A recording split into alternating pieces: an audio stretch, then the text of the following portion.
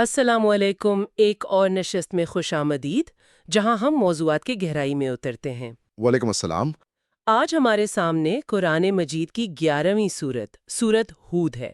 متن ہمارے پاس ہے اور ہمارا ارادہ ہے کہ اس سورت کو سمجھنے کی کوشش کریں، اس کی ساخت، اہم پیغامات اور خاص طور پر جو انبیاء کے قصے اس میں آئے ہیں ان سے سبق حاصل کریں۔ جی بالکل، سورت ہود جیسا کہ آپ نے کہا 11ویں سورت ہے۔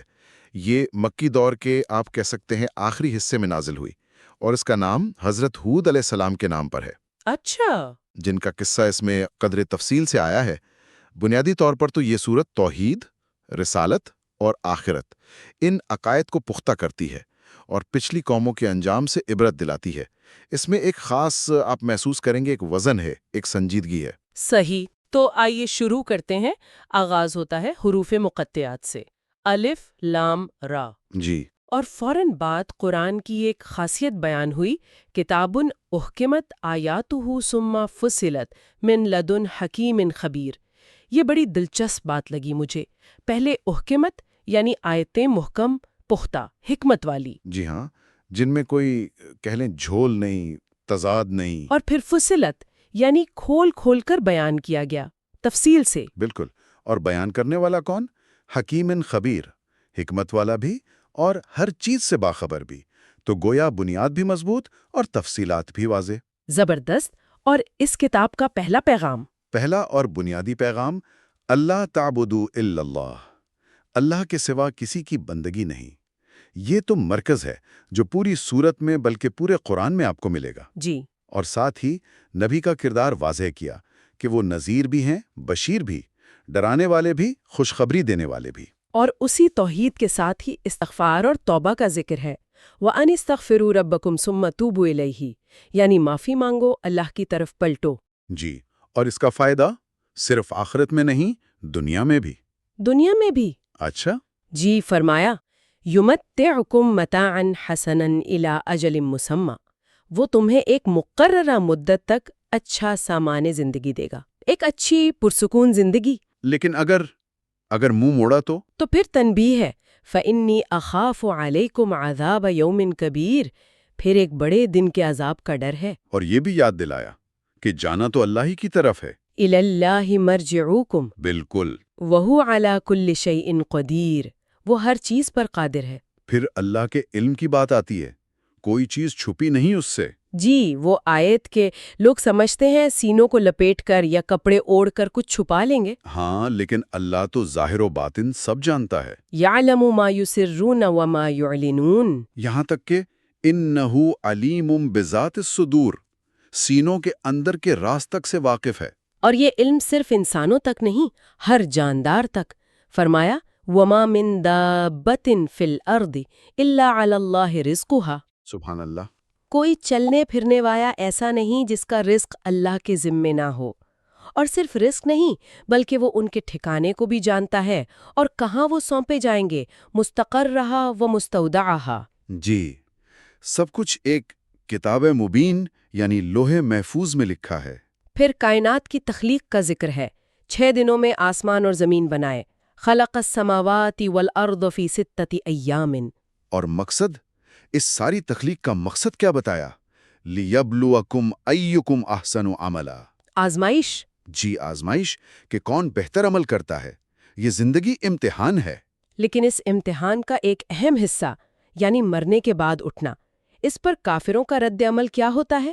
وہ اسے مانتے نہیں، کہتے ہیں سحر مبین، کھلا جادو ہے۔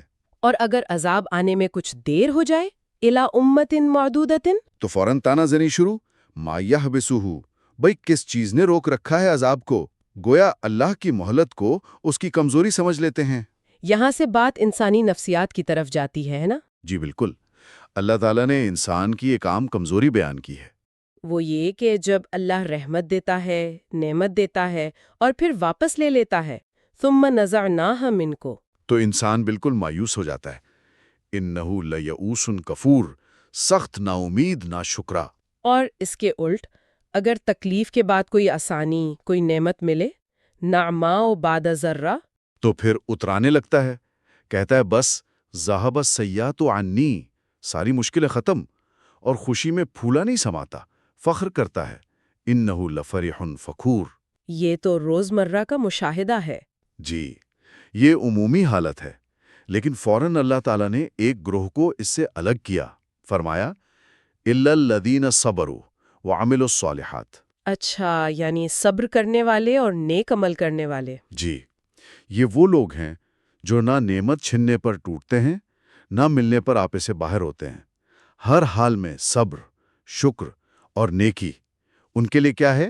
مغفرتوں و اجر کبیر، بخشش اور بہت بڑا اجر۔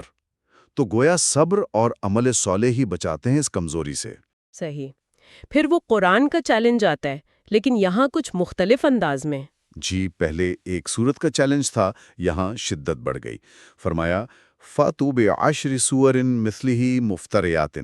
10 صورتیں؟ جی، 10 صورتیں بنا لو ایسی ہی، گھڑی ہوئی ہی صحیح، اور بلا لو جس کو بلانا ہے اللہ کے سوا، اگر تم سچے ہو۔ یہ چیلنج یہ قرآن کے اللہ کا کلام ہونے پر یقین کا اظہار ہے۔ اور پھر دنیا پرستی کا انجام۔ ہاں، جو لوگ صرف دنیا ہی چاہتے ہیں، من کان یرید الحیات الدنیا وزینتہا، اللہ کہتا ہے ہم ان کے اعمال کا بدلہ یہیں پورا دے دیتے ہیں۔ نوفی الیہم اعمالہم فیہا، کوئی کمی نہیں کرتے۔ لیکن اصل نقصان؟ اصل نقصان آخرت میں ہے۔ اولئک الذین لیس لہم فی الآخرۃ الا النار، آخرت میں آگ کے سوا کچھ نہیں، جو کیا کرایا تھا دنیا میں سب اکارت گیا۔ وحبط ما صنعوا فیہا۔ یہاں سے پھر وہ طویل سلسلہ شروع ہوتا ہے انبیاء کے قصوں کا۔ یہ سورت کا کہہ لیں مرکزی حصہ ہے۔ جی بالکل، یہ قصے صرف کہانیاں نہیں ہیں، ان کا مقصد ہے یہ دکھانا کہ اللہ کا پیغام ہمیشہ ایک ہی رہا، توحید۔ اچھا۔ انبیاء کیسے تھے جنہوں نے یہ پیغام پہنچایا؟ لوگوں نے کیا رد عمل دکھایا؟ اور پھر انجام کیا ہوا؟ ماننے والوں کا، نہ ماننے والوں کا، یہ تاریخ سے سبق ہیں۔ سب سے پہلے حضرت نوح علیہ السلام۔ جی، سارے 900 سال کی دعوت، اللہ تعبدوا الا اللہ، مگر قوم کے سردار کیا کہتے ہیں؟ ما نراک الا بشرا مثلنا، تم تو ہمارے جیسے انسان ہو۔ اور اعتراض یہ کہ وَمَا نَرَاكَ اتَّبَعَكَ إِلَّا الَّذِينَ هُمْ أَرَاذِلُنَا بَادِيَ الرَّأْيِ، تمہارے پیچھے چلنے والے کون ہیں؟ ہمارے معاشرے کے کمزور لوگ، غریب غربا، اور وہ بھی بس اوپری سوچ والے۔ یعنی ان کا خیال تھا کہ نبی کوئی فرشتہ ہوتا یا کم از کم امیر کبیر لوگ اس کے ساتھ ہوتے۔ جی، حضرت نوح نے جواب دیا کہ میں تم سے مال نہیں مانگتا، میرا اجر اللہ پر ہے، اور میں ان ایمان لانے والوں کو دھتکار نہیں سکتا، لیکن قوم نہ مانی۔ پھر کشتی بنانے کا حکم آیا، وَاصْنَعِ الْفُلْكَ بِأَعْيُنِنَا وَوَحْيِنَا، اللہ کی نگرانی اور وحی سے۔ جی، اور جب عذاب آیا، طوفان آیا، تو نوح علیہ السلام اور جو چند لوگ ایمان لائے تھے وہ کشتی میں بچ گئے۔ اس قصے کا سب سے آپ کہہ لیں دل ہلا دینے والا حصہ وہ بیٹے والا ہے۔ بالکل، جب موجیں پہاڑوں جیسی تھیں، نوح علیہ السلام نے بیٹے کو پکارا جو الگ کھڑا تھا، یا بنیر ارکب معنا ولا تکن مع الکافرین، بیٹا آجا ہمارے ساتھ، کافروں میں نہ رہ۔ مگر بیٹے نے کیا کہا؟ میں پہاڑ پر چڑھ جاؤں گا۔ ہاں، باپ نے کہا لا عاصم اليوم من امر اللہ الا من رحم، آج اللہ کے حکم سے کوئی نہیں بچا سکتا سوائے جس پر وہ رحم کرے، اور بیٹا ڈوب گیا۔ اور پھر جب نوح نے اللہ سے عرض کی کہ میرا بیٹا تو میرے گھر والوں میں سے تھا، تو اللہ کا جواب بہت اہم ہے۔ قال یا نوح انہ لیس من اہلک انہ عمل غیر صالح۔ اے نوح، وہ تیرے اہل میں سے نہیں، اس کے عمل ٹھیک نہیں تھے۔ عمل ٹھیک نہیں تھا۔ جی، مجھ سے وہ نہ مانگ جس کا علم نہیں۔ یہ واضح ہو گیا کہ اللہ کے ہاں رشتہ خون کا نہیں، ایمان اور عمل کا ہے۔ یہ بہت بڑا سبق ہے۔ واقعی۔ اچھا، اس کے بعد قوم عاد اور حضرت ہود علیہ السلام۔ جی، وہی دعوت، یا قوم اعبدوا اللہ ما لکم من الہ غیرہ۔ قوم عاد، انہیں اپنی طاقت پر بڑا ناز تھا۔ بہت جسمانی طاقت، خوشحالی، تکبر میں آ گئے، حضرت ہود کی بات نہیں مانی۔ نتیجہ تباہی، تیز آندھی کا عذاب۔ قرآن کہتا ہے الا بعدا لعاد قوم ہود، دوری ہو عاد کے لیے، ہود کی قوم کے لیے، طاقت کام نہ آئی۔ پھر قوم سمود اور حضرت صالح علیہ السلام۔ جی، انہوں نے بھی توحید کی دعوت دی، قوم نے نشانی مانگی۔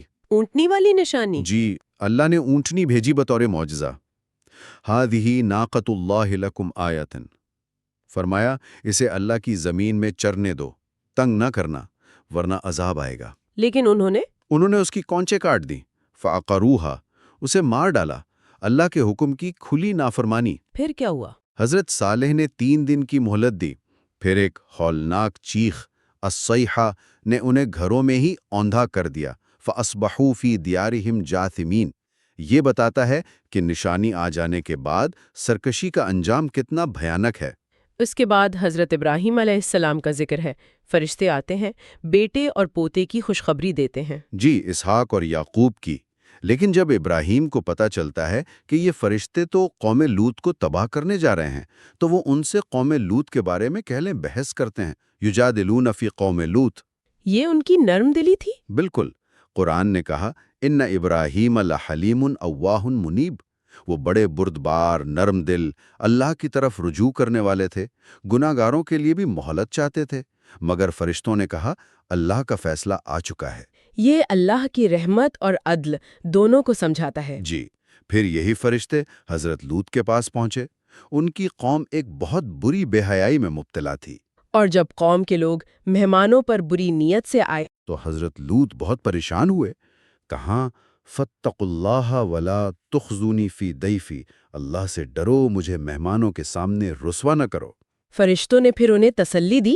جی، اور کہا کہ راتوں رات گھر والوں کو لے کر نکل جاؤ، فَاسْرُ بِأَهْلِكَ بِقِطَعٍ مِّنَ اللَّيْلِ، سوائے بیوی کے جو پیچھے رہ جانے والی تھی۔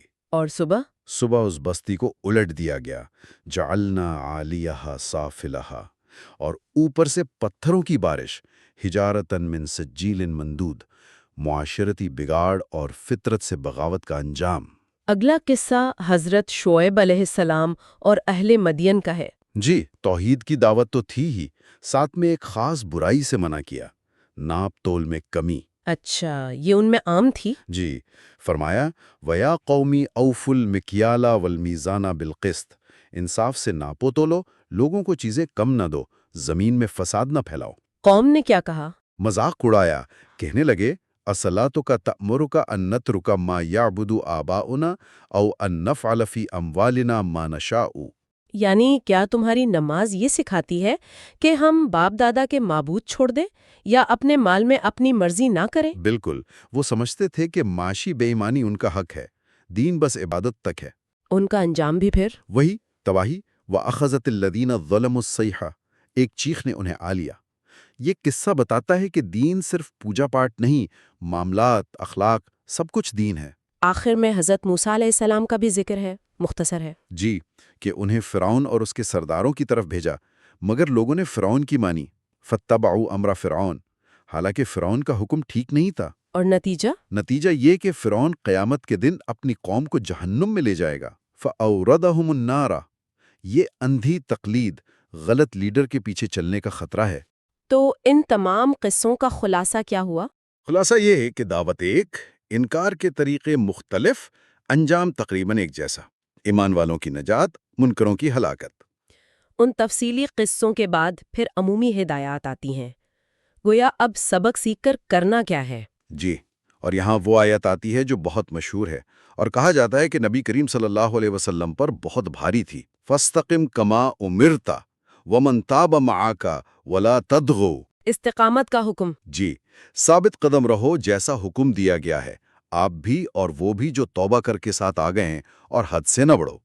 استقامت کا مطلب صرف سیدھا چلنا نہیں، بلکہ ٹھیک ویسے چلنا جیسا حکم دیا گیا ہے، نہ کم نہ زیادہ، نہ دائیں نہ بائیں، سارے دباؤ، ساری خواہشوں کے باوجود حق پر جمے رہنا۔ یہ بہت بڑا چیلنج ہے۔ اور اسی کا ایک پہلو یہ کہ ظالموں کی طرف جھکنا نہیں ہے۔ بالکل، وَلَا تَرْكَنُوا إِلَى الَّذِينَ ظَلَمُوا فَتَمَسَّكُمُ النَّارُ، ذرا سا بھی جھکاؤ ظالموں کی طرف تو آگ چھوئے گی۔ یہ معاشرتی، سیاسی، ہر سطح پر اہم اصول ہے۔ پھر عملی ہدایات ہیں، نماز کا حکم ہے۔ جی، وَأَقِمِ الصَّلَاةَ طَرَفَيِ النَّهَارِ وَزُلَفًا مِّنَ اللَّيْلِ، دن کے دونوں کناروں پر اور رات کے کچھ حصوں میں، یعنی فجر، عصر، مغرب، عشاء، تہجد۔ اور صبر کی تلقین۔ وَاصْبِرْ فَإِنَّ اللَّهَ لَا يُضِيعُ أَجْرَ الْمُحْسِنِينَ، صبر کرو، اللہ نیکی کرنے والوں کا اجر ضائع نہیں کرتا۔ یہ وہی صبر ہے جو مایوسی اور اترانے دونوں سے بچاتا ہے۔ ایک بہت ہی خوبصورت بات بھی کہی گئی، ان الحسناتی یذہبن السیئات۔ جی، نیکیاں برائیوں کو مٹا دیتی ہیں۔ یہ اللہ کی رحمت کا کیا خوبصورت بیان ہے۔ اور پھر انسانوں کے اختلاف کا ذکر ہے کہ وہ ہمیشہ اختلاف کرتے رہیں گے۔ جی، وَلَا يَزَالُونَ مُخْتَلِفِينَ إِلَّا مَنْ رَحِمَ رَبُّكَ، سوائے ان کے جن پر اللہ رحم کرے، وَلِذَالِكَ خَلَقَهُمْ، اور اسی لیے یعنی رحمت اور آزمائش کے لیے انہیں پیدا کیا ہے۔ اختلاف ایک حقیقت ہے۔ سورت کا اختتام کیسے ہوتا ہے؟ اختتام اللہ کی عظمت، اس کے علم اور اس کی حاکمیت کے بیان پر ہے۔ وَلِلَّهِ غَيْبُ السَّمَاوَاتِ وَالْأَرْضِ وَإِلَيْهِ يُرْجَعُ الْأَمْرُ كُلُّهُ، آسمانوں اور زمین کا غیب اللہ ہی کا ہے، سارے معاملات اسی کی طرف لوٹتے ہیں۔ تو جب سب کچھ اسی کا ہے اور اسی کی طرف جانا ہے تو پھر حکم ہے فَاعْبُدْهُ وَتَوَكَّلْ عَلَيْهِ، اسی کی عبادت کرو اور اسی پر بھروسہ رکھو۔ اور آخر میں وَمَا رَبُّكَ بِغَافِلٍ عَمَّا تَعْمَلُونَ، تمہارا رب غافل نہیں ہے اس سے جو تم کرتے ہو۔ یہ ایک مکمل جامع خاتمہ ہے، توحید، عبادت، توکل اور اللہ کی نگرانی کا احساس۔ تو آج ہم نے سورت ہود کے متن پر بات کی۔ شروع توحید سے ہوئی، انسانی فطرت کو دیکھا، پھر انبیاء کے تفصیلی قصے، ان سے ملنے والے سبق، انکار کے نتائج، جی، اور آخر میں استقامت، نماز، صبر و توکل کی ہدایات۔ بالکل، اور جیسا ہم نے کہا وہ فَاسْتَقِمْ والی آیت، حکم کے مطابق جمے رہنا، یہ اس سورت کا نچوڑ ہے، اصل چیلنج ہے۔ صحیح۔ ان سارے قصوں کا لب لباب یہی ہے کہ کامیابی اسی استقامت میں ہے اور ناکامی راستے سے ہٹ جانے میں۔ اس گفتگو کے آخر میں ایک سوال ذہن میں آتا ہے۔ یہ جو قوموں کے قصے ہیں، ان کا عروج و زوال، ان کی کامیابی، ناکامی، اس کے پیچھے جو اصول نظر آتے ہیں، تکبر کا انجام، ناانصافی کا نتیجہ، اللہ کی نشانیوں سے منہ موڑنا، لیڈرشپ کا کردار، کیا یہ اصول آج بھی ویسے ہی کام کر رہے ہیں؟ یقیناً، قرآن تو ہر زمانے کے لیے ہے۔ کیا تاریخ کے یہ نمونے ہمیں آج کے بارے میں کچھ سکھاتے ہیں؟ افراد کے لیے، معاشروں کے لیے، ان سے سیکھ کر آگے کیسے بڑھا جا سکتا ہے؟ بہت اہم سوال ہے، اور اسی غور و فکر کا نام ہی تو قرآن سے رہنمائی لینا ہے۔ اسی نقطے پر آج کی نشست ختم کرتے ہیں۔ سننے والوں کا شکریہ۔ اللہ حافظ۔ اللہ حافظ۔